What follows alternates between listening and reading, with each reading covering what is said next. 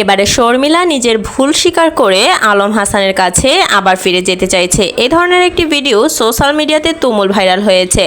বর্তমানে শর্মিলার ফেসবুক পেজের মাধ্যমে শর্মিলা লাইভে এসে দর্শকদেরকে জানিয়েছে যে আলম হাসান নাকি তার জন্য উকিল নোটিশ পাঠিয়েছে, সেই জন্য শর্মিলা অনেক কান্নাকাটি করে ফেসবুকের মাধ্যমে দর্শকদেরকে জানিয়েছে, আবার সেই লাইভ ভিডিও ডিলেটও করে দিয়েছে। তবে বর্তমানে আলম হাসান কিন্তু অনেক বেশি বিন্দাস আছে। আলম হাসান তার ছেলেকে নিয়ে অনেক সুখে শান্তিতে জীবন পার করছে। এর মধ্যে শর্মিলাকে নিয়ে এবং আলম হাসানকে নিয়ে ইঙ্গিত দিয়ে অনেকে অনেক ভিডিও তৈরি করছে। তবে শর্মিলাও অনেক সময় কটাক্ষ করে আলম হাসানকে কথা বলে, যেটা আলম হাসান মেনে নিতে একদমই বাধ্য নয়।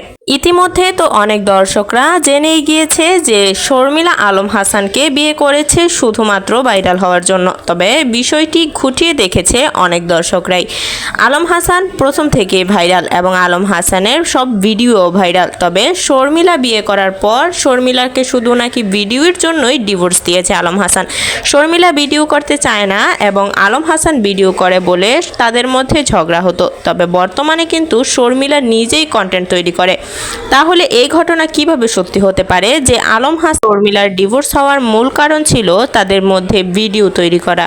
বর্তমানে বাংলার জনপ্রিয় কন্টেন্ট ক্রিয়েটর আলম হাসান এবং শর্মিলার ডিভোর্সের পর তাদের মধ্যে যেন কন্ট্রোভার্সি এখনও শেষ হয়নি। তাদের ডিভোর্সের প্রায় 3 মাস হতে চলল, কিন্তু তাদের মধ্যকার কন্ট্রোভার্সির মধ্যে বোঝা যাচ্ছে যে তাদের দুইজনের মধ্যে যে একটা আন্ডারস্ট্যান্ডিং সেটা এখনও শেষ হয়নি। তারা একজন আরেকজনকে বিভিন্নভাবে কটাক্ষ করে কথা বলছে, যেমন শর্মিলা আলম হাসানকে নিয়ে প্রায় ভিডিওতেই কটাক্ষ করে কথা বলে। তবে বর্তমান সোশ্যাল মিডিয়ার যুগে আলম হাসান ব্যস্ত জীবন পার করছেন তার নিজের লাইফ এবং তার ছেলেকে নিয়ে। তবে বর্তমানে শর্মিলা একটা লাইভ ভিডিওর মাধ্যমে এসে বলেছে যে সে আলম হাসানকে নিয়ে আর ভিডিও তৈরি করবে না। তবে অনেকেই বলছে যে শর্মিলা এবং আলম হাসান আবার এক হয়ে যাক। শর্মিলা এবং আলম হাসানের জুটিটা দেখতে অনেক ভালো লাগে। তবে এই বিষয়ে শর্মিলা এখনো পর্যন্ত কিছু বলেনি এবং শর্মিলা জানিয়েছে যে এই বিষয়েও সে কথা বলবে।